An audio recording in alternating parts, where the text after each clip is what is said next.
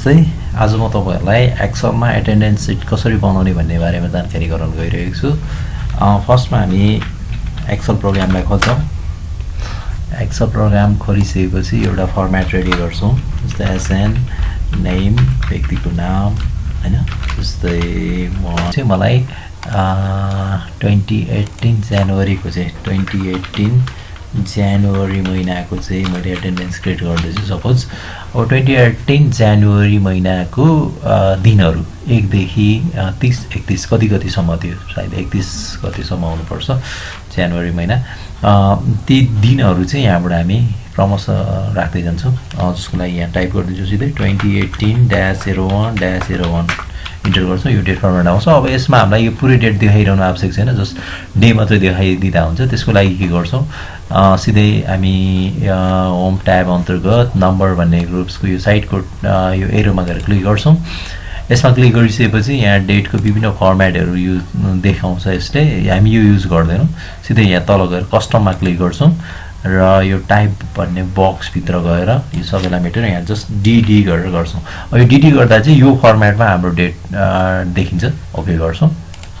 Okay, हामीलाई यति भयो एकदम ठीक हुन्छ सर। र अब यसलाई टान्छौं, हामी अन्तिमसम्म जान्छौं। लेन्दी हो 30 31 फेरि 1 सुरु भयो, त्यही भएर 31 को डेट रहेछ। अब यसको यो कोलमको साइजलाई हामी रिसाइज गर्न सक्छौं। जस्तै मैले यसलाई रिसाइज गरे, यतिको ठिकै हुन्छ। हामी 2018 जनवरी 1 मा कुन बार थियो हो ती कुराहरु निकाल्छौं। त्यसको लागि के गर्छौं, equal to text bracket starting गर्छौं र यो सेललाई कल गर्छौं जसमा हामीले डेट राखेको थियौं। अब यो 1 गतेको दिन कुन बार थियो भन्नको लागि हो यो चाहिँ हैन। कमा गर्छौं, इन्भर्टेड कमा स्टार्टिङ गर्छौं। अब चाहिँ सन्डे मन्डे भनेर हुन्छ हाम्रो डेहरु हैन। अब सन्डेको स्पेलिङ पुरै SUNDAY सन्डे पुरै देखाउने हो भने चाहिँ हामी 1 2 3 4 वटा डी राखेर इन्भर्टेड कमा गरेर ब्र्याकेट क्लोज गरेर इन्टर गर्दियो भने यसले पुरै देखाइदिन्छ। जस्तै यो दिन 1 गते चाहिँ मन्डे रहेछ, जनवरी 2018 को जनवरी 1 को दिन चाहिँ मन्डे रहेछ, पहिला मन्डे देखायो हैन। तर हामीले देख्ने प्राय युजमा प्र्याक्टिसमा चाहिँ के देख्छौं भने तीनटा मात्र टेक्स्ट युज गरेको देख्छौं। जस्तै मन्डे हो भने MON मात्र देखाइराखेको, त्यो तीनवटा टेक्स्ट मात्र देखाउनलाई चाहिँ तीनटा मात्र डी राख्ने र इन्टर प्रेस गर्ने। अब यसरी चाहिँ हामी युज गर्न सक्छौं। अब मैले अहिले यो युज गर्दैछु। अब यसलाई पनि सर र यहाँबाट क्लिक गरेर तान्न सक्छौं यहाँसम्म। ओके, अब यसले कुन दिन कुन गते कुन के बार थियो भनेर आफै निकाल्दिन्छ यसरी। मैले यतिलाई अब यहाँनिर एउटा बक्स राखिदिदैछु, ग्रिड राखिदिदैछु। ओके, अब के गर्छौं हामी भनेदेखि हामीले नर्मली एटेन्डेन्समा प्रेजेन्ट भएकोलाई P ले इन्डिकेट गर्छौं र एब्सेन्ट भएकोलाई A ले र हलिडेलाई S ले इन्डिकेट गर्छौं हैन। अब म्यानुअली इन्ट्री गर्न पनि सक्छौं। जस्तै प्रेजेन्ट भएको दिनलाई P भनेर यसरी P, एब्सेन्टलाई A भनेर एब्सेन्ट जनाउन सक्छौं। जस्तै अब बिदाको दिन जस्तै स्याटरडे हुन्छ, स्याटरडेलाई हामी H भनेर यसरी गर्न पनि सक्छौं हैन। अर्को तरिका भनेको चाहिँ हामीले जहाँ चाहिँ यो इन्डिकेट गर्नु आवश्यक छ त्यतिलाई सेलेक्ट गर्ने, यसरी सेलेक्ट गर्ने।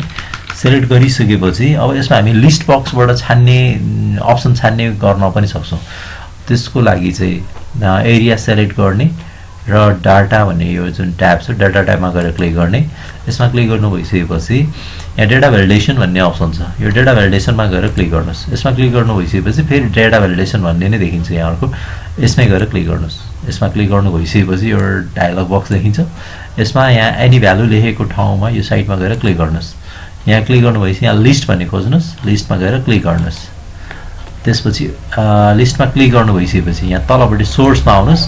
सोर्समा चाहिँ तपाईले जस्तै प्रेजेन्टको लागि क्यापिटल P, कमा एब्सेन्टको लागि क्यापिटल A, कमा र हलिडेको लागि क्यापिटल H टाइप गर्दिनुस् र ओकेमा क्लिक गर्दिनुस्।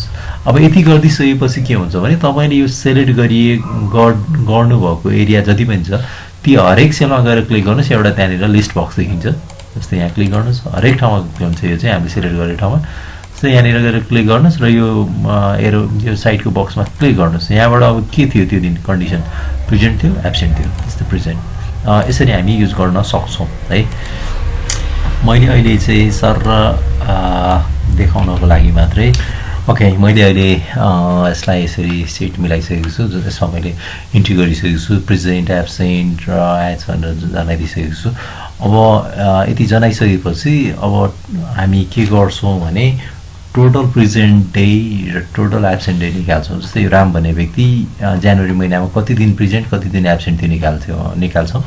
त्यसको लागि यहाँ बस्छौँ, फर्मुला युज गर्छौँ हामी। फर्मुला छ equal to count a bracket starting र रेन्ज दिनु भनेको छ, हामी रेन्ज दिन्छौँ, उसको रामको मात्रै दिन्छौँ। यसमा कमा गर्छौँ, क्राइटेरियामा इन्भर्टेड कमाभित्र प्रेजेन्टको लागि क्यापिटल पी गर्छौँ, inverted comma close bracket close र इन्टर गर्छौँ।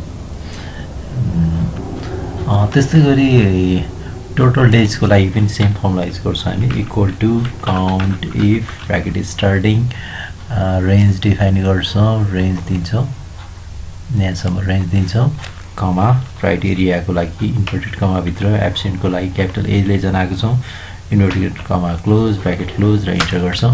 त्यस्तै गरी हलिडेको लागि equal to count if bracket starting गर्छौँ, रेन्ज दिन्छौँ, कमा गर्छौँ, इन्भर्टेड कमाभित्र capital H inverted comma close bracket close enter गर्छौँ। यसरी कुन व्यक्ति कति दिन प्रेजेन्ट कति दिन एब्सेन्ट र कति दिन हलिडेज थियो भन्ने कुरा चाहिँ हामी यसरी प्रिपेयर गर्न सक्छौँ एक्सलमा एटेन्डेन्स सिट है। अर्को कुरा के भने एक्सलमा एटेन्डेन्स सिटमा हामी बनायौँ, हामीले एटेन्डेन्स सिटहरूमा बिदाको दिन अथवा हलिडेको दिन चाहिँ ब्याकग्राउन्ड चाहिँ रातो बनाइरहेको पनि देख्छौँ। त्यो कसरी गर्छौँ भनेदेखि त्यसको लागि चाहिँ यति एरियालाई हामी सेलेक्ट गर्छौँ। यति सेलेक्ट गरिसकेपछि अब यो होम ट्याब अन्तर्गत कन्डिसनल फर्मेटिङ भित्रमा जान्छौँ र यहाँ तलपट्टि यहाँ न्यू रुल भन्ने छ, न्यू रुलमा गएर क्लिक गर्छौँ। यसमा क्लिक गरिसकेपछि यहाँ तलपट्टि use a formula to determine भन्ने छ, यसमा क्लिक गर्छौँ। यसमा क्लिक गरिसकेपछि अब यसको यो तलपट्टि यो बक्स देखिन्छ, यो बक्समा क्लिक गर्छौँ। यो बक्समा क्लिक गरिसकेपछि हामीले जुन सन्डे मन्डेको लेखेको छ कुनै एउटामा गएर क्लिक गर्छौँ। जस्तै मैले यसमा क्लिक गरेँ। अब यसले चाहिँ यो $C$2 भनिरहेको छ, यो सेललाई फिक्स गर्ने काम गरिरहेको छ। हामीलाई यो सेललाई फिक्स गर्नु छैन, जस्ट कोलम मात्रै फिक्स गर्दा हुने भएको हुनाले यो अगाडिको डलरलाई मेटिदिन्छौँ है। त्यसपछि माउसको कर्सरलाई पछाडिपट्टि 2 भन्दा पछाडि राख्छौँ र इक्वल टु गर्छौँ र इन्भर्टेड कमाभित्र SAT गरेर इन्भर्टेड कमा क्लोज गर्छौँ। अर्थात् हामीले यहाँ कन्डिसन दिएको छ, क्राइटेरिया दिएको छ, स्याटरडेलाई चाहिँ के गर्ने त, कस्तो फर्मेटिङमा देखाउने स्याटरडे भएको ठाउँमा। अब त्यसको लागि फर्मेटिङमा जान्छौँ। फर्मेटिङमा गइसकेपछि फिलमा जान्छौँ। फिल भनेको ब्याकग्राउन्ड हो। ब्याकग्राउन्डमा जस्तै रेड आउने गर्नको लागि रेडमा क्लिक गरिदिन्छौँ। त्यस्तै फन्ट कस्तो गर्ने त, बोल्ड गर्ने, फन्टको कलर कस्तो गर्ने, व्हाइट गर्ने र ओके गरिदिन्छौँ र फेरि ओके गरिदिन्छौँ। यति गर्ने बित्तिकै के भयो त, जहाँ जहाँ स्याटरडे छ त्यसको ब्याकग्राउन्डमा चाहिँ रेड भयो र फन्ट कलर चाहिँ के भयो त, व्हाइट भयो। यसरी हामी एक्सलमा एटेन्डेन्स सिट बनाउन सक्छौँ। आशा छ यो भिडियो तपाईँलाई एकदम युजफुल भयो भन्ने मलाई लागेको छ। केही प्रतिक्रिया भए कमेन्ट बक्समा लेख्न सक्नुहुन्छ। Thank you for watching this video. Please like subscribe my channel. Thank you very much.